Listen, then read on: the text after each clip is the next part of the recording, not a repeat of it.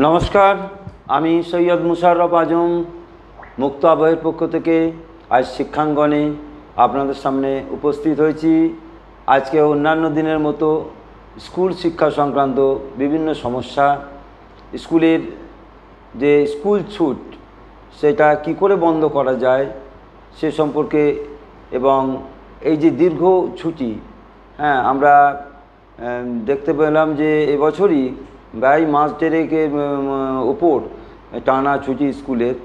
এতে শিক্ষার আমাদের সিলেবাস কতটা ঘাটতি থেকে গেল সিলেবাস শেষ করার ক্ষেত্রে, এবং কি সমস্যায় পড়বে বিশেষ করে ফার্স্ট লার্নাররা। তো এই সম্পর্কে বিভিন্ন বিষয় সম্পর্কে আলোচনা আমরা আজকে আপনাদের সামনে আজ উপস্থিত হয়েছেন আমাদের বর্ধমান সদর মহকুমার ভাতার থানার Kubajpur high school. Kubajpur high স্কুলের ইংরেজি ভাষা সাহিত্যের শিক্ষক অসিতাভ দাস, তাকে স্বাগত জানাই। নমস্কার। আমাদের স্টুডিওতে, মুক্ত আবহ স্টুডিওতে তাকে আমরা পেয়েছি। নিশ্চয়ই তার অভিজ্ঞতা আপনাদের প্রত্যেকের কাজে লাগবে। তো আপনি যে স্কুলে শিক্ষকতা করছেন তা 1962 সালে স্থাপিত হয়েছে, প্রায় 62 বছর অতিক্রান্ত হলো। তো এই যে স্কুল, একটা স্কুলে আপনি রয়েছেন, দীর্ঘদিন শিক্ষকতা করছেন, বিভিন্ন জায়গায় শিক্ষকতা করেছেন।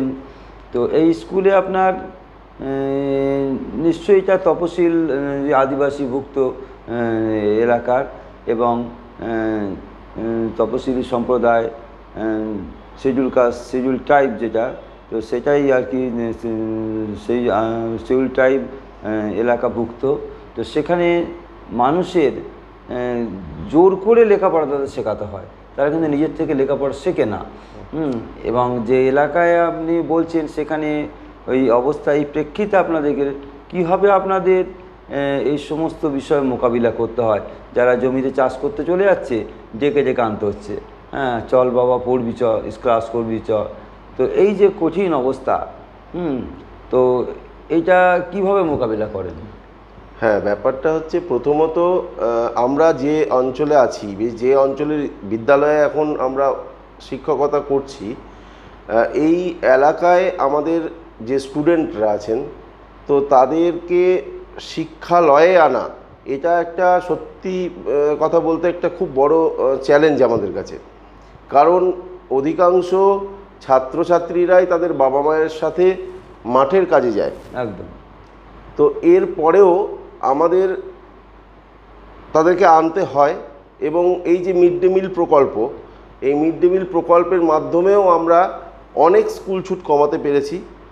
তার সাথে আমাদের বিদ্যালয়ে আপনার হয়তো মনে থাকবে, যখন পাড়ায় পাড়ায় শিক্ষা চালু হয়েছিল, একদম সেই সময়ে ছাত্রছাত্রীদের বিদ্যালয় ছুটের সংখ্যা আরও কমে গেছিলো, মানে বেড়ে গেছিলো। তো সেই সময়ে আমাদের বিদ্যালয় থেকে আমাদের প্রধান শিক্ষক মহাশয় এবং আমরা সবাই মিলে ঠিক করি যে ওদের প্রতিদিন যদি আমরা কিছু টিফিনের ব্যবস্থা করতে পারি, সেটা আমাদের সীমিত আয়ের মধ্যেই, আমরা যদি কিছু টিফিনের ব্যবস্থা করতে পারি এবং প্রতিদিন যদি সেই টিফিনটা আমরা বিভিন্ন ধরনের দিতে পারি, তাহলে ওদের বোধহয় আকৃষ্ট করা যায়। এবং এইভাবে দেখেছি আমরা যে স্কুলমুখী কিন্তু হয়েছে। আর এখন যেটা সমস্যা আমাদের হচ্ছে সেটা হচ্ছে যে বিদ্যালয়ে মর্নিং সেকশন চালু হয়েছে এখন, যেহেতু মর্নিং চলছে এখন, অতিরিক্ত গরমের জন্য মর্নিং সরকারের পক্ষ থেকে করা হয়েছে, আলোচনা সাপেক্ষে করা হয়েছে, এবং মর্নিং চলছে। স্টুডেন্টের হার বা স্টুডেন্টের উপস্থিতির হার যথেষ্ট ভালো, তারা আসছে এবং তাদের সকালবেলাতে গরম গরম যে মিড ডে মিলটা দেওয়া এবং তারা পেট ভরে খায়, এইটার জন্য তারা আসছে। তার সাথে সাথে আমাদের শিক্ষা ব্যবস্থাটা কিভাবে সুন্দরভাবে এগিয়ে নিয়ে যাওয়া যায় সেটা আমরা চিন্তাভাবনা করেছি, এবারে সেইভাবে চলছে। কিন্তু আপনি তো এটা নিশ্চয়ই স্বীকার করবেন যে আমি যে বিষয়ের শিক্ষক, সেটা যদি আজকে আমাদের ওটা এসসি বেল্ট নাও হতো, যে কোনো শহর বা গ্রামাঞ্চলের যে কোনো বিদ্যালয়ে ইংরাজি ভাষা এইটা একটা ভীতির কারণ। একদম। এবং আমরাও যখন ছোট ছিলাম বোধহয়, তখন আমরাও ইংরাজি সাবজেক্ট মানে একটা ইংরেজি অঙ্ক একটা ভীতি আমাদের কাছে একটা ভীতি সঞ্চার করত।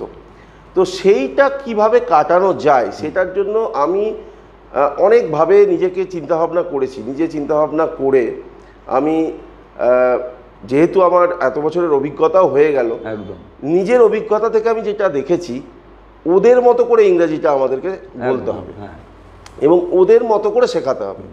আমি যা জানি সেটা শেখানোর থেকে ওরা যে ভাষায় যেভাবে বুঝবে সেই ভাষাটাকে বা সেইভাবে বোঝানোটাকে আমি প্রায়োরিটি দিই। বলুক, অন্তত মুখ ফুটুক। হ্যাঁ, এইবারে আমার যেটা মনে হয়, মানে যেহেতু আপনি এই প্রসঙ্গটা এলেন, আর আমার যেহেতু কুইনাইন এমনি কেউ খায় না। হ্যাঁ, কুইনাইন আমাদের গেলাতে হলে তাকে কায়দা করে বিভিন্ন রকম ওষুধের সাথে বিভিন্ন রকম মিষ্টি জিনিসের সঙ্গে গেলাতে হবে। একটু কষ্ট হয়, কিন্তু সেটা উপকার আছে। সেই জন্য ইংরেজি ভাষাকে এমনি শিখবে, তাকে নিশ্চয়ই বিভিন্ন ছল চাতুরি গাল গল্প ইত্যাদির মাধ্যমে গ্রামীণ এলাকা গল্প করে, হাসি ঠাট্টা করে, খেলার ছলে এইভাবে বিভিন্ন উদাহরণ দিয়ে দিয়ে তাদেরকে শেখাতে হচ্ছে। এবং আমি যেটা ঠিক করেছি, মোটামুটি আমার যেটা চিন্তাভাবনা থেকে আমি নিজে ঠিক করেছি, সেটা হচ্ছে আমি এই আপনার চ্যানেলের মাধ্যমেই আমি শিক্ষক শিক্ষিকা যারা এখন আছেন, যারা গার্জেন আছেন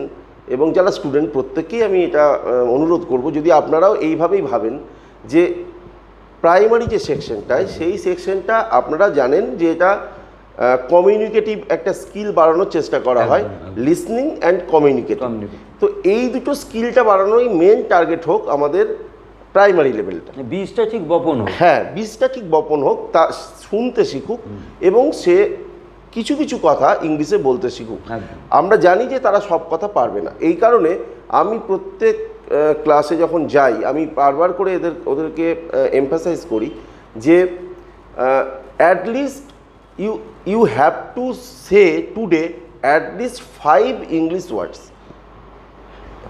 একদিনে তোমাকে 5টা ইংরাজি ওয়ার্ড তোমাকে ব্যবহার করতে হবে।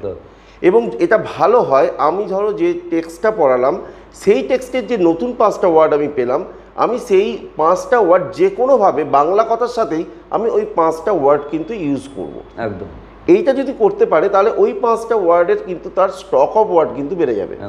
এইভাবেই তার স্টক অফ ওয়ার্ড আস্তে আস্তে বাড়বে। ধীরে ধীরে আমরা ছোটোবেলা থেকে মানে মাধ্যমিকের আগে থেকেই আমরা দেখলাম, আমার বাবা ওরকম বলতেন, বা স্যাররা, খুব বড়ো স্কুলে পড়তাম, সেই স্যাররাও বলতেন যে রোজ 1 পাতা করে স্টক অফ ওয়ার্ড চাই। বিভিন্ন ইংলিশ পেপার থেকে, যে কোনো ইংরেজি গল্প বই থেকে, বা যে কোনো ধরনের। আর একটা মজার ব্যাপার, 1 পাতা করে যদি আমি স্টক অফ ওয়ার্ড করি, পরের দিন আবার ওটা একবার দেখে আবার নতুন করে করলাম, তাহলে কিন্তু অনেক সুবিধা। আর একটা মজার ব্যাপার দেখুন, অনেকেই আমরা জানি যে গার্জেন এখনো অনেক ফার্স্ট লার্নার আমরা পাচ্ছি। আমাদের সময় ছিল, আমাদের সময় তো ছিলই, এখনো আমরা পাচ্ছি অনেক ফার্স্ট লার্নার। কিন্তু দেখুন তাদের গার্জেনরাই যারা সেই অর্থে শিক্ষিত নন, তাদের গার্জেনরাও কিন্তু আননোয়িংলি ইংলিশ ওয়ার্ড ইউজ করেন। ইংলিশ ওয়ার্ড তারা কিন্তু বাড়িতে ইউজ করছেন। যেমন ধরুন, আপনি কোনোদিনই বিস্কুটের বাংলা করতে পারবেন না, বিস্কিট বলবে। বিস্কিটটা ইংলিশ কথা, আমরা বাংলা করে বিস্কুট বলছি, কিন্তু বিস্কুট বলে তো বাংলা কথা হতে পারে না। চেয়ারকে কেদারা বলতে পারি না। আমরা যে মেয়েরা নেল পলিশ পরছে, ওরা পালিশ বলছে, ওটা পলিশ হবে, তো নেল পলিশটা তাকে ইউজ করতেই হচ্ছে। তাহলে ইংলিশ ওয়ার্ড কিন্তু নেলটাও ইংরেজি, পলিশটাও দুটোই করছে, কিন্তু ওরা অজান্তে করছে। আমার বক্তব্য এটা, দ্যাট মিনস তারা কিন্তু ইংলিশ জানে, ইংলিশ বলে, ডেলি তাকে বলতে হয়। এমনকি যে সে যখন কোনো দোকানে গিয়ে ফোনটা নিয়ে যাচ্ছে, যে ফোনটা আমাকে রিচার্জ করে দাও, রিচার্জ কথাটা তো ইংলিশ কথা। একদম। তাহলে সে মুঠোফোনও বলছে না, মোবাইল ফোন বলছে। তো ইংলিশ ওয়ার্ড কিন্তু আমরা বলছি কারণ আমাদেরকে বলিয়ে নেওয়া হচ্ছে। একদম। আমাদের যে এখন গ্লোবালাইজেশন যে চলছে এবং গ্লোবাল ইংলিশ যেটা চলছে, তাতে কিন্তু ইংলিশ ওয়ার্ড অলরেডি ইনকর্পোরেটেড হয়ে গেছে। ইংরেজি ছাড়া আমরা বাংলা সব একটা সেন্টেন্স বলতে পারবো না। প্রত্যেক দিনই চেষ্টা করলে আমরা পারি না। মাঝে মাঝে কোনো একটা বাংলা অনুষ্ঠান হচ্ছে, সেখানে আমরা অনুষ্ঠানও বলি না আজকাল বলি প্রোগ্রাম দেখতে যাবো, তো সেখানে পারি না। দেখেছি যে যত চেষ্টা করবো যে ইংরেজি বাদ দিয়ে আজ বলবো, বলা যায় না। আমরা নববর্ষের দিনে বাংলা বলবো বলেও আমরা ইংরেজি বলে ফেলি। তো এই কারণে আমি বলতে চাইছি, ইংলিশ কিন্তু আমাদের মধ্যে ঢুকে গেছে। গার্জেনরাও আননোয়িংলি বলছেন, তারা শিক্ষিত সেই অর্থে না হতে পারে, স্টুডেন্টদের সাথে সেইটুকু একটু বাড়াতে হবে, উচ্চারণটা একটু এদিক ওদিক একটু হতে বাড়াতে পারে, হবে। কিন্তু সেটা ওরা বলছে যেহেতু শিক্ষা ব্যবস্থাটা শুধুমাত্র বিদ্যালয় বা টিচার এবং স্টুডেন্ট নয়, এখানে একজন ত্রিকোণ আছে, যেহেতু টিচার, গার্জেন এবং স্টুডেন্ট, এই তিনজনের সমন্বয়ে শিক্ষা ব্যবস্থাটা তৈরি। একদম। তাই আমাদের প্রত্যেককে দায়িত্ব একটু নিতেই হবে একদম। যদি সঠিক অর্থে শিক্ষিত করতে হয়। তবে আমি যখন প্রথম শিক্ষকতা পেশায় আসি, তখন এই ইংরাজি সাবজেক্টের ভীতিটা আমি খুব ভালোভাবে লক্ষ্য করতাম। আমি ধরুন কোনো ক্লাসে গেলাম, ক্লাসে গিয়ে দেখতাম যে আমি পড়াতাম, কিছু ছেলে শুনতো, কিছু ছেলে শুনতো না। আমি তাদেরকে শোনানোর জন্য হয়তো একটু বকতাম, কাউকে হয়তো একটু তিরস্কারও করতাম, প্রসঙ্গ চেঞ্জ করতাম। আমি একটা কলেজে পড়াই, সেখানে দেখি যখন অন্যমনস্ক হয়ে যাচ্ছে, চট করে একটা ছোট্ট গল্প ছেড়ে দিই, হ্যাঁ, তা সেটা মনোযোগ দিয়ে শোনে, এইবার অ্যাটেন্টিভলি শুনলে, এবার তারপরে আবার পড়াতে ফিরি। এইটা আমি একটু চেঞ্জ করার জন্য আমি এটা নিয়ে অনেক দিন ভেবেছি, নিজে ভেবেছি, এবং ভেবে আমি একটা নতুন প্রসেস বার করেছি, এবং তার ফল কিন্তু আমি পাচ্ছি। আমার যে স্কুল এখন, সেই স্কুলেও কিন্তু আমি এখন এইটা করে কিন্তু ফল পাচ্ছি। সেটা হচ্ছে কি, ঠিক যেটা আমরা ছোটোবেলায় করতাম। মানে ধরুন আমরা ছোটোবেলায় নামতা পড়তাম, এক এককে এক, সবাই বলতো এক এককে এক। আমি করি কি, সবাইকে এনগেজ করে দিই। একদম। অর্থাৎ আমি একটা লাইন পড়ছি ইংলিশে লাউডলি, তো তোমরা সবাই ওইটা বইয়ে আঙুল দিয়ে ওই লাইনটাই লাউডলি বলো। একদম। এবং আমি ছোট করে বলে ওটাকে 5 বার হয়তো রিডিং করতাম, ওরাও 5 বার লাউড রিডিং করতো, মাথায় ঢুকলো, ওদের কিন্তু অর্ধেকটা ঢুকে যায়। এবং আমি ওদেরকে এটা বলি যে পরের দিন কিন্তু আমি এটা তোমাদের কাছে ঝরঝর করে রিডিং শুনবো। একদম। তারা কিন্তু একদম অ্যাট ফার্স্ট রিডিংটা তৈরি করতে হবে। হ্যাঁ, এবং এতটাই মানে ইমপ্রুভমেন্টটা এই লেভেলে হয়েছে যে এখন কিন্তু অনেকটা ইজিয়ার হয়ে গেছে আমার কাছে। যেটা আগে আমার কাছে খুব কঠিন ছিল, ওদের মুখ দিয়ে একটু ইংলিশ রিডিং পড়ানোটা কম্পারেটিভলি, হ্যাঁ, এখন অনেক বেটার। এবং এইটা করে আমি খুব ফল পেয়েছি। এক হচ্ছে এর মাধ্যমে গোটা ক্লাসকে আমি নজরে রাখতে পারছি, কারণ আমি যখন লাউড রিডিং করছি, আমি হয়তো পায়চারি করে রিডিং করছি, প্রত্যেকের বই খোলা আছে সামনে, এবং পেন্সিল তাদেরকে বলাই থাকে যে তাদের পেন্সিলটা থাকবে, যে ওয়ার্ডটা তোমার মনে হচ্ছে একটু কঠিন তুমি তলায় দাগ দিয়ে রাখো, আমি তোমাকে পরে বলছি। তারপরে আমি সেটার ব্যাখ্যাতে যাই, এবং এইটা করে আমার যথেষ্ট উপকার হয়েছে। এবং আমি এই চ্যানেলের মাধ্যমে বাকি যারা টিচার্স আছেন বা যারা বাড়িতে পড়াচ্ছেন তাদেরকেও বলবো যে ইংলিশে ফার্স্ট কিন্তু হচ্ছে যে এই লাউড রিডিংটা এবং ঝরঝরে যে ইংলিশ বলা, এই জিনিসটা কিন্তু দরকার, এবং এইটা করলে অর্ধেকটা কাজ হয়ে যায়। তারপরে আমরা গ্রামারের পার্টে আসি, কিভাবে আমরা সেন্টেন্স তৈরি করতে হয়, কিভাবে বলতে হয়, লিখতে হয়, সেগুলো তো পরে থাকবে। আমি নিজে যেহেতু আবৃত্তি করি ছোট থেকে, তো আমার ক্লাসে একদম প্রাইমারি থেকে HS 12 পর্যন্ত যে কোনো ইংরেজি টিচার বা বাংলা টিচার এসেই বলতেন, হ্যাঁ, যে মুশারফ তুই রিডিং কর, আমি পড়তাম আর সব শুনবে। তারপরে অন্য ছেলেদের এইটা একটু কমে গেছে এখন দেখছি আমি। এবং এখনকার শিক্ষা ব্যবস্থায় আমি যতটুকু শুনেছি, এখনকার শিক্ষা ব্যবস্থায় এই যে ট্রেন্ডটা, লাউড রিডিং এর ট্রেন্ডটাকে কমিয়ে দেওয়া হয়েছে। আমরা ছোটবেলায় 5-1-5 সবাই বলতো 5-1-5। আপনি একটু লক্ষ্য করে দেখুন, এটা বুঝে গেছে। ইংলিশ মিডিয়াম স্কুলে কিন্তু আপনার টেবিল পড়ানো হয়, ওরা টেবিল পড়ে, ওরা যেভাবে পড়ে ওরা কিন্তু মনে রাখতে পারে না। তার কারণটা একটাই, সেটা হচ্ছে আমরা যেভাবে পড়েছিলাম তার মধ্যে একটা ছন্দ ছিল। আর ইংলিশ মিডিয়ামে যারা পড়ে তাদের কিন্তু ছন্দ নেই, কারণ তারা বলছে 2 1s are 2, এর মধ্যে কোনো ছন্দ নেই। 2 2s are 4, এর মধ্যে কোনো ছন্দ নেই। সুতরাং এদের মনে রাখাটা কঠিন। কিন্তু আমাদের যে শিক্ষা ব্যবস্থাটা প্রাচীন পদ্ধতি বলতে পারি আমরা, সেইটা কিন্তু সনাতনী আমাদের এইভাবেই তৈরি করেছিল, যাতে একটা ছন্দের মধ্যে অলরেডি সে জানেও না যে সে মুখস্থ করে ফেললো। একদম। এই প্রসেসটা আমি এখনও বাঁচিয়ে রাখতে চাই। যদিও এখনকার শিক্ষা ব্যবস্থায় লাউড রিডিংয়ের বদলে এখন সাইলেন্ট রিডিংয়ে জোর দেওয়া হচ্ছে, তবুও আমার মনে হয় এই রকম পরিবেশের ছেলেদের ঢুকুক, হ্যাঁ, মাথায় যাক, তারপরে সে অন্য কিছু শিখবে। আগে অন্তত বিষয়টা সম্পর্কে একটু অবহিত হোক। হ্যাঁ, এটা করা উচিত, খুব উচিত আমার মনে হয়। হ্যাঁ।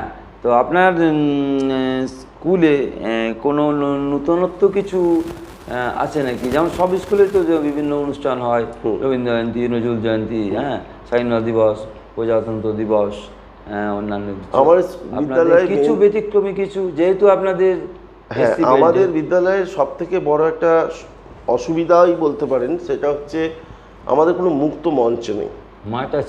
মাঠ আছে এবং সেই কারণের জন্য আমরা একটু শান্তিনিকেতনের পরিবেশের মতো গাছের তলাতে তাদেরকে প্রোগ্রাম করাই।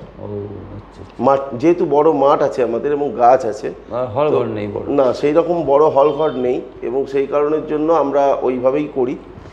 আর আমাদের বিদ্যালয়ে সমস্ত অনুষ্ঠানই কিন্তু খুব সুন্দরভাবে করা হয় এবং মাতৃভাষা দিবসটার উপর খুব জোর দেওয়া হয়, খুব জোর দেওয়া হয় মাতৃভাষা দিবসের উপর। চিনো ভাষা শহীদ কারা, কেন আমাদের মাতৃভাষা আন্তর্জাতিক মাতৃভাষা, এবং অনুষ্ঠান প্রত্যেকটা আমরা চেষ্টা করি যে স্টুডেন্টদেরকে পার্টিসিপেট করাতে। তারা করেও, অনেকেই করে, পার্টিসিপেট করে, নাটক করানো হয় বিভিন্ন জিনিসের উপর। এটা মাতৃভাষা দিবস একটা এরকম আদিবাসী অধ্যুষিত এলাকা, তো সেখানে খুব এটা তাৎপর্যবাহী। বিশেষ করে তারা নিজে আন্তর্জাতিক মাতৃভাষা এবং আরেকটা নির্দিষ্ট নয়, সব মাতৃভাষাকে শ্রদ্ধা জানায়, নিজের ভাষাকেও শ্রদ্ধা জানায়।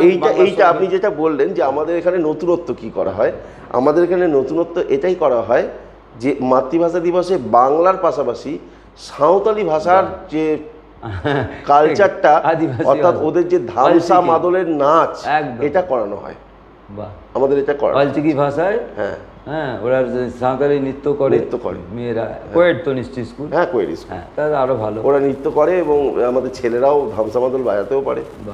খুব ভালো, এটা খুব ভালো নতুনত্ব, যেহেতু মাতৃভাষা মানে সব ভাষাকেই সম্মান দেওয়ার, সেখানে বাংলা ভাষা সম্মানিত হচ্ছেই। এখানে বাংলা ভাষা পথ দেখিয়েছে, চ্যারিটি বিগিনস অ্যাট হোম, আমরা নিজেরাই তো সেই হেতু। এবং তার পাশাপাশি যে নিজের একটা আদিবাসী এলাকা, সাঁওতালি ভাষাটা যে গুরুত্ব পাচ্ছে এখানে, সেই ভাষাও প্রোগ্রাম করছে, খুবই তাৎপর্যবাহী, খুব ভালো। আচ্ছা, এই যে খেলাধুলা, ধরুন এসসি বেল্ট যেহেতু, সেখানে খেলাধুলা নিশ্চয়ই ভালো হওয়ার কথা, অনেকটাই ভালো হয় এবং কিছু ছেলে দৌড়াই বাঁচিয়ে রেখেছে। একদম ঠিক কথা বলেছেন। মানে আমার একটা ফেসবুক পেজ আছে এবং সেটা আমার ফেসবুক পেজে আমার যতগুলো স্কুলে এখনো পর্যন্ত শিক্ষকতা করা হলো, সমস্ত স্টুডেন্টদেরকে আমি এক জায়গায় করে রেখেছি, শুধুমাত্র তাদের সাথে যোগাযোগ রাখার জন্য এবং তাদের খবর এবং আমার খবর কি হচ্ছে সেটা জানানোর জন্য। আমি একদিন এটা ভিডিও পোস্ট করেছিলাম যে এখন যেখানে আমার পুরনো স্কুলেও আমি দেখেছি যে তারা মোবাইলে আসক্ত হয়ে গেছে, এখানকার ছেলেরা কিন্তু এখনও ঠিক 4টে বাজলে মাঠে আসে এবং রীতিমতো তারা ফুটবল খেলে। চিন্তা করুন, এই মোবাইলের যুগে তারা রীতিমতো ফুটবল খেলে এবং ঠিক 4টে থেকে 6টা পর্যন্ত ওরা ফুটবল খেলে। কিছু ছেলে ওখান থেকে চান্স পেয়ে বর্ধমানে এসেছে এবং বর্ধমানে এখন যে স্পন্দন কমপ্লেক্স আছে, স্পন্দন মাঠে প্র্যাকটিস করে, কারণ এখানকার কিছু কোচ ওখানে গিয়ে তাদের সিলেক্ট করেছিলেন। খুব ভালো, এবং এইটাই সত্যি গর্বের ব্যাপার, একদম গর্বের, নিঃসন্দেহে গর্বের। কারণ এখন আদিবাসীরাই ফুটবলকে বাঁচিয়ে রেখেছে, বাংলার ফুটবলকে। ম্যাক্সিমাম কিছু সংখ্যালঘু এবং আদিবাসী, এদের ইয়েতেই ফুটবলটা বেঁচে আছে। কারণ সাধারণ জেনারেল কাস্টের একটু উচ্চবিত্ত, উচ্চ মধ্যবিত্ত, তারা কিন্তু খেলতে আসছে না। যারা আসছে দিন আনে দিন খায় ঘরে, তারা ফুটবল খেলছে এবং তারা তাদের বাস ফেয়ার দেওয়ার টাকা নেই, এখানে আসে প্র্যাকটিস করতে দেখেছি তো, খুব কষ্ট করে তারা খেলে এবং সেই দিনে সারাদিন জমি চাষ করে তারপরে তারা ফুটবলও খেলছে, উপহার দিচ্ছে ভালো খেলা। আর মাঝে মাঝে যখন খুব পেজের টান পড়ে অফ হয়ে যায়। এটাই হচ্ছে আমাদের ডিমেরিট, ব্যাকওয়ার্ডনেস। তো এটা খুব খারাপ লাগছে যে এই ব্যাপারে সরকার যদি উদ্যোগী হন, তাহলে খুব ভালো হয় যে আদিবাসী ছেলে মেয়েদের যারা ফুটবলটা খেলে, তাদের যাতে বিভিন্ন প্র্যাকটিসে যাওয়ার যে সামান্য ফেয়ার, বাসের ফেয়ার এখন অনেকটা বেড়েছে, এবং যে টিফিন, এই টিফিনটা যদি ব্যবস্থা করে, টিফিনটা পায় না। আমার সামনে, আমি স্পোর্টস নিউজ প্রচুর করি, অনেক কলকাতার পত্রিকায় আমি লিখি, তো একসময় তো প্রচুর লিখতাম। তো এটা খুব খারাপ লেগেছে, আমি সামনে থেকে দেখেছি যে আমাদের রাজধানী স্টেডিয়ামে পার্থ চট্টরাজ অ্যাথলেটিক্স করছিলেন বাম আমলে তখন, তো ওরা প্র্যাকটিস করতে আসতো, কিন্তু খুব খারাপ লাগতো যে এত হতদরিদ্র, হ্যাঁ পভার্টি স্ট্রিকেন এমন অবস্থা, তারা যেখান থেকে আসছে তারা এসে করে ভাড়াটা ওদের স্যারের কাছে চাইতো, স্যার কালকে ভাড়াটা দেবেন, আর আমি আপনাকে তো বললাম তারপরে কেউ যদি একদিন কামাই করে ওর বাড়িতে, সেদিন ওর ভাত হবে না, মানে মাছের কাজ করছে না, তো সেই ছেলেটাকে আবার দেখতাম ওই পার্থবাবু কিছু পকেটে টাকা বুঝিয়ে। আমি তো আপনাকে বললাম যে আমাদের মিড ডে মিলের উপর ভরসা করে অনেক সংসার চলছে, ওই লোভে স্কুলে আসে, হ্যাঁ ওই লোভে অনেকে যে খেতেটা পাবো, হ্যাঁ পেট বেলা একবেলা পেট ভরে খেতে পাবো, এটা খুবই, এটা খুব আমাদের দুর্ভাগ্যজনক যে ওইভাবে আমাদের আনতে হচ্ছে এখনো এই অবস্থা। হ্যাঁ, তো এরা সব ফার্স্ট লার্নার, আর এদের স্কুলটাই কিন্তু এদের কাছে মন্দির, মন্দির মসজিদ স্কুল, কারণ স্কুলেই যত কিছু, মানে স্কুলে থেকে এরা শিখবে স্কুল থেকে, বাড়িতেও শিখবে না, পরিবার সেরকম নয়, পারিবারিক অবস্থা সেরকম নয়, আবহাওয়া সেরকম নয়, আবার তাদের টিউশন দেওয়ারও পয়সা নেই, কাজে স্কুলই ওদের শেষ কথা। হ্যাঁ, তো সেই জন্য এটা একটা খুবই গুরুত্বপূর্ণ, প্রত্যেকে এই অবস্থার মধ্যে আমাদের যে অসিতাভ দাস মহাশয় সেই সব ছাত্রদের নার্চার করছেন, এটা কিন্তু খুব উল্লেখযোগ্য ঘটনা, এবং তিনি আন্তরিকতার সঙ্গে, হ্যাঁ প্রাণের টানে তিনি শেখাচ্ছেন তাদের, হ্যাঁ ভালোবেসে শেখাচ্ছেন, তো এটা খুবই ভালো লাগছে আমার শুনে। তো এই সমস্ত ছেলেমেয়েদের জন্য, আদিবাসী ছেলেমেয়েদের জন্য যারা ফুটবল খেলছে, অত্যন্ত দারিদ্র অবস্থার মধ্যে থেকেও তাদের পাশে যদি একটু সরকার দাঁড়ায় বা কোনো এনজিও দাঁড়ায়, হ্যাঁ তাহলে তারা কিন্তু অনেকটা উঠবে।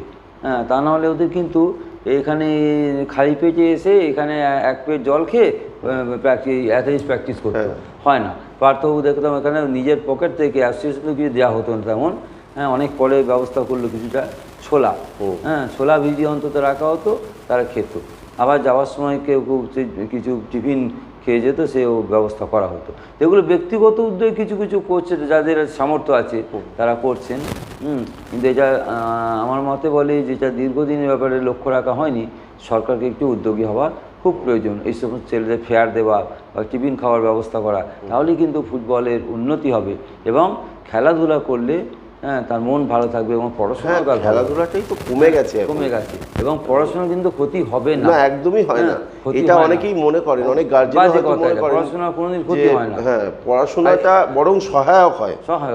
হ্যাঁ, তো যাই হোক, আমি তার কাছে পরে জানতে চাইবো যে স্কুল ছুট কতটা এই কোভিড পিরিয়ডে যে হয়েছিল, হ্যাঁ তো তারপরে কতটা রোধ করা গেছে বলে মনে হয়? আমাদের রোধ করা গেছে, আমাদের যে আমাদের কম সংখ্যক ছাত্রছাত্রী, কিন্তু যে পরিমাণ ছাত্রছাত্রী ছিল তারা আছে, এবং তারা আসে হয়তো আমাদের ভালোবাসাটা নিয়ে আসে, কারণ আমাদের একটা পরিবেশ আছে পরিবারের মতো একদম। আমরা যতজন শিক্ষক শিক্ষিকা আছি, ইনক্লুডিং আওয়ার হেডমাস্টার, উনিও আমাদের ছাত্রছাত্রীদেরকে স্নেহের চোখে একদম নিজেদের ছেলেমেয়ের মতো আমরা দেখি, এবং পরিবারের মতো, তো সেই টানেই আসে, এবং তারা যখন অন্য স্কুলে চলে যায় উচ্চশিক্ষার জন্য, তবুও তারা জানি না কেন সরস্বতী পুজো হোক বা যে কোনো অনুষ্ঠানে হোক, তারা টানে চলে আসে, এইটাই আমাদের পাওয়া, এইটাই বিরাট পাওয়া। হ্যাঁ, যে সবাই ভুলে যায়, এবং অনেকে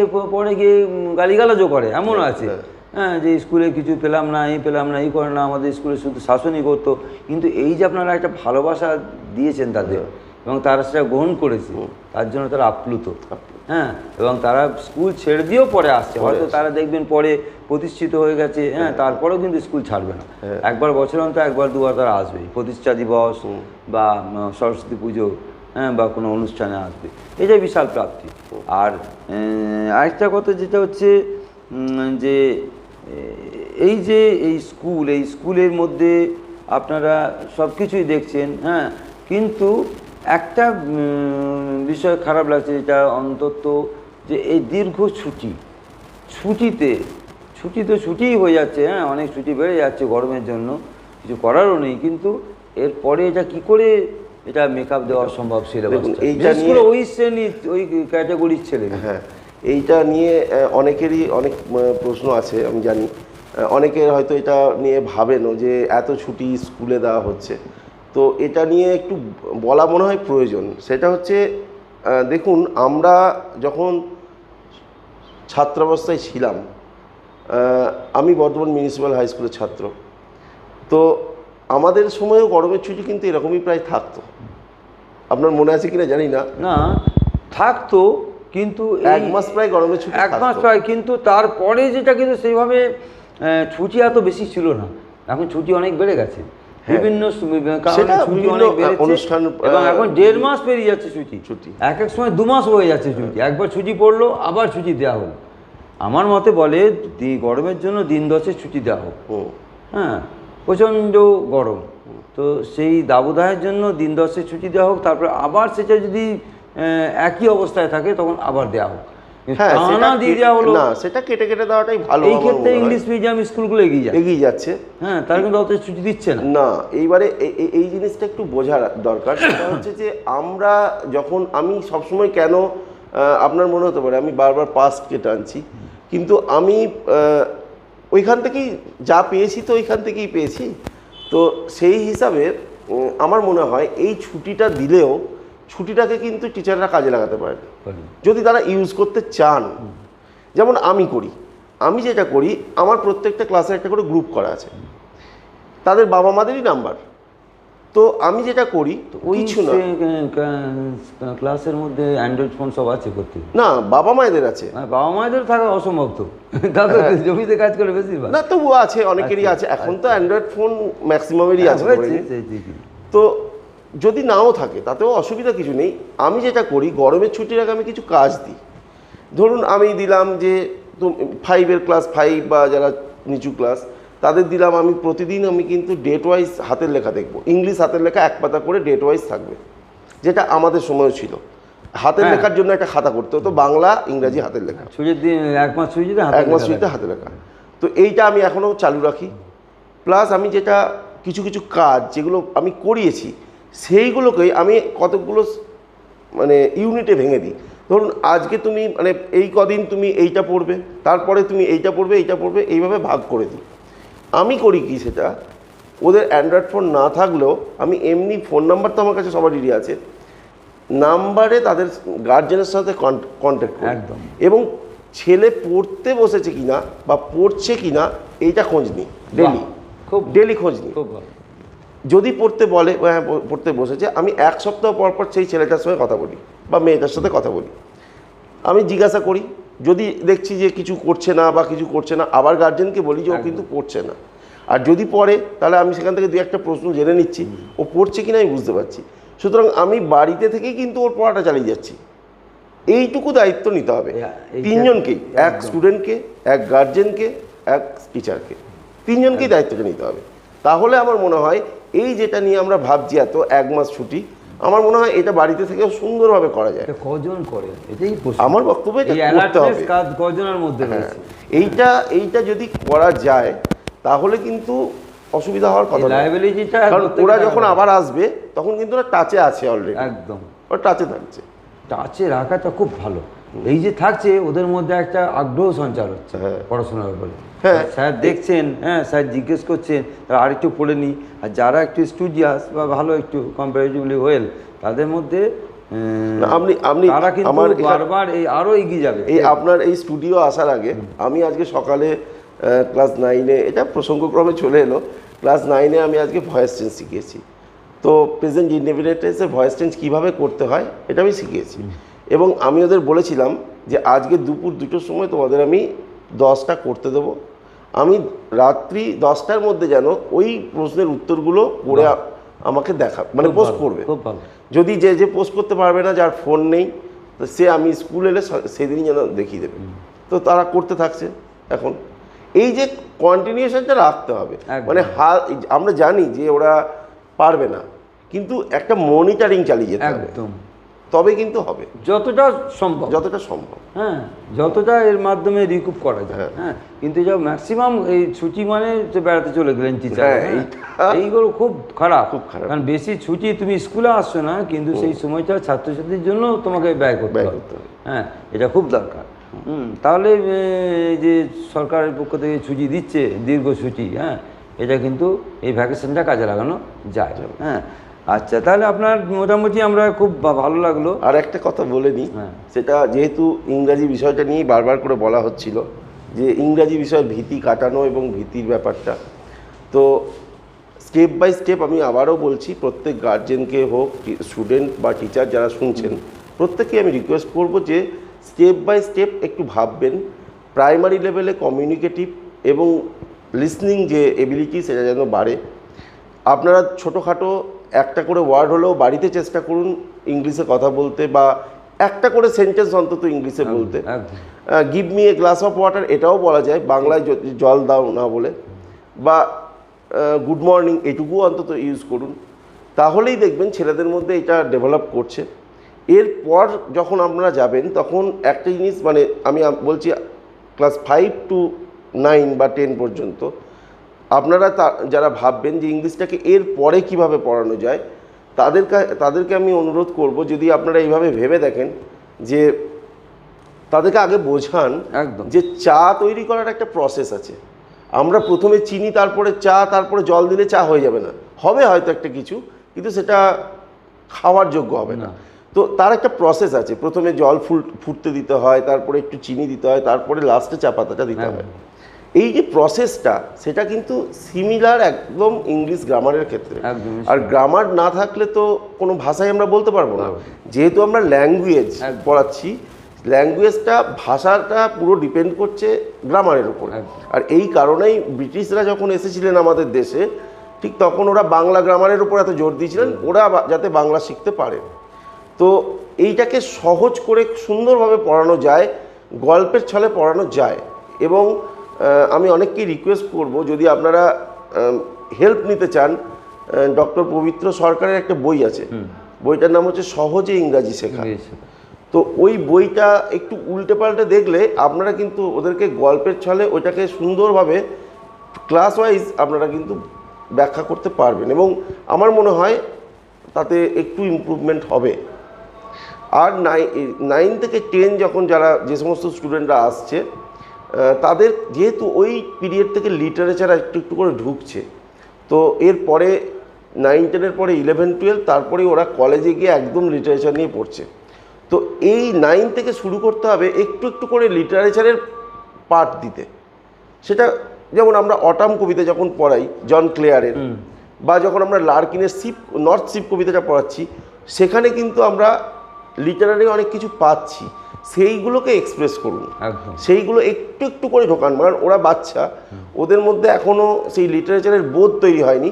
কিন্তু আপনি যদি প্রথম থেকে একটু একটু করে না ঢোকাতে শুরু করেন, তাহলে কিন্তু ও যখন, আমরা যেটা সমস্যায় পড়েছি, আমরা যখন কলেজে গিয়ে ইংলিশ লিটারেচার নিয়েছি, তখন আমরা আকাশ থেকে পড়েছি। তো সেইটা বীজ বপনটা 9 থেকে চলুক, 11-12-এ তো আরও ভাস্ট হচ্ছে, তখন তো পাচ্ছে। তো নতুন শিক্ষানীতি কীরকম মনে হচ্ছে, কার্যকরী হবে? নতুন শিক্ষানীতি কার্যকর হবে কিনা বলতে পারছি না, তবে আমার খুব একটা খারাপ লাগেনি। কারণ হচ্ছে ওখানে একটু মানে স্পেস দেওয়া আছে, তার নিজের পছন্দটার উপরে একটা গুরুত্ব দেওয়া আছে। তো সেই কারণে আমার মনে হয় দেখা যাক কী হচ্ছে। আচ্ছা আচ্ছা, তো আপনি তো এর সঙ্গে সঙ্গে আপনার কবিতাও আমরা শুনেছি, হ্যাঁ, আপনি কবিতাও লেখেন, হ্যাঁ, বাংলা ছাত্রছাত্রীদের জন্য, হ্যাঁ, ভালোবেসে তাদেরকে উদ্বুদ্ধ করার জন্য, হ্যাঁ। তো একটা কবিতা যদি আজ শোনান, ছোট্ট কবিতাকে শুনি। আমি আসলে ওই বাচ্চাদের বয়সটায় ফিরে যাই বারবার, এবং তাদের অভাব অভিযোগগুলো বোঝার চেষ্টা করি। যেহেতু আমার একটা ছোট মেয়ে আছে, এবং যেহেতু তার মধ্যে দিয়ে আমি দেখতে পাচ্ছি নিজেকে। এই কবিতাটা বহুদিন আগেকার লেখা।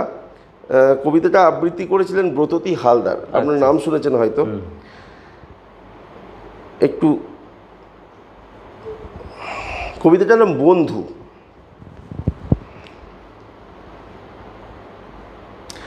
এখন আমি প্রথম শ্রেণী, বন্ধু আমার 5টা, দিশা, তৃষা, ঐশ্বর্য, আসমা আর শ্রেষ্ঠা। শুনে বাবা বললেন হেসে, বাকিরা কেন বন্ধু নয়? অনেক ভেবে বললাম আমি, সবাই কি আর বন্ধু হয়? বাবা ভীষণ অবাক হলেন, বললেন কেন হয় না তা? একই ক্লাসে পড়লে সবাই বন্ধু হবে, সহজ কথা। আজকে আমি পেয়েছি সুযোগ, কারণ অনেক খুলব মুখ, সবটা শুনে বাবার ঠিকই উঠবে ফুলে গর্বে বুক। আচ্ছা বাবা, তুমিই বলো, রিডিং পড়তে পারে না যে, সেই অরিত্র পড়তে উঠলে হাসি পাবে না ওর কাজে? আবার দেখো, নেহার মতন ঝগড়ুটে মেয়ে একটিও নেই, ইচ্ছে করে জল ফেলে দিয়ে ব্যাগটা আমার ভেজাই সেই। বিম্ব যেন সব ক্লাসেতে নীল ডাউনে শাস্তি পায়, অনুভা নাকি চুপি চুপি চুরি করে টিফিন খায়। ক্রিস আবার মার কুটে খুব, সবাই ওকে পায় যে ভয়। এবার বলো, ওদের সাথে বন্ধুত্ব করতে হয়? রায়ান খারাপ কথা বলে, ম্যাম বলেন খুব পাকাও। বন্ধু হবে ওরা আমার? কখনো তা হয় বলো? সমস্যা গভীর বোঝেন বাবা, মেয়েকে কোলে টেনে নেন। মেয়ের মনে জমেছে ধুলো, কোন সাবানে তা ঘষবেন? আচ্ছা মণি, সোনা আমার, বলো তো কী নামটি তার? খেলতে গিয়ে কাটলে পা যে এগিয়ে আসে আগে সবার। স্পোর্টসে যখন কেটেছিল পা, ক্রিস এসে জল দিয়েছিল তাই। বিম্ব তখন এক ছুটেতে প্রিয়াঙ্কা ম্যামকে খবরটা দেয়। সেদিন যে কি কান্না আমার, ভাবলে আজও লজ্জা পাই। ক্রিস ওই ক্ষতে ফু দিয়ে দেয়, সবাই আমার মন ভোলায়। মুচকি হেসে বাবা বলেন, বুঝলাম সবই, এবার বলো, পেন্সিল বক্স নিতে ভুলে গিয়েও ম্যাথে এত ভালো মার্কস কী করে হলো? ও বাবা, তুমি কি বোকা, অরিত্র দিয়েছিল ওর বক্সটাই, ও তো পারে না সলভ করতে, বসে বসে শুধু ও সময় কাটায়। তাহলে এবার মণি, তুমি নিজেই বলো, খারাপেরা? সবাই হয়তো সব দিকে নয়, কোনো দিকে কেউ ঠিক সেরা। বোঝে মণি জলের মতন, বাবা সহজ সব করে দেয়। ইরেজ করে ভুলগুলো সব, লেখে সে আজ বন্ধু হব আয়। বাহ, খুব সুন্দর। ঈশ্বর একজন শিক্ষক হয়ে ছাত্রছাত্রীর জন্য, তাদেরকে উদ্বুদ্ধ করার জন্য, তাদেরকে ভালোবেসে তাদের বিষয় সম্পর্কে সেই ঘরানার মধ্যে এত সুন্দর কবিতা, নিঃসন্দেহে তাদেরও ভালো লাগবে, এবং তোমরা যারা শুনছো, আপনারা যারা শুনছেন, প্রত্যেকে ভালো লাগবে।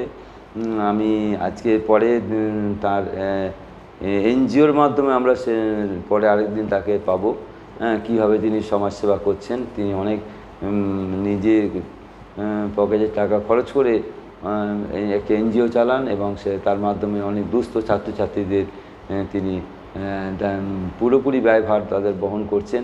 এটাও খুব ভালো, উল্লেখযোগ্য একটা পদক্ষেপ। তার পদক্ষেপ তিনি ধীরে ধীরে এগিয়ে যাবেন এবং সাফল্যের চূড়ায় পৌঁছবেন।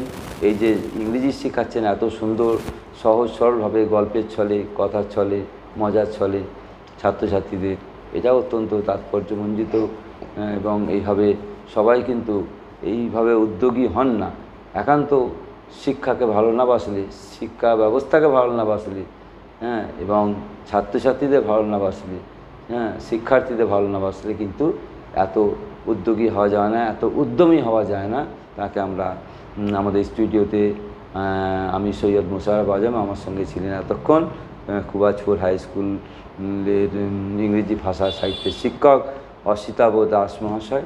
তাকে আমরা ধন্যবাদ জানাই, আবার তাকে পাবো, আশা রাখি। নমস্কার।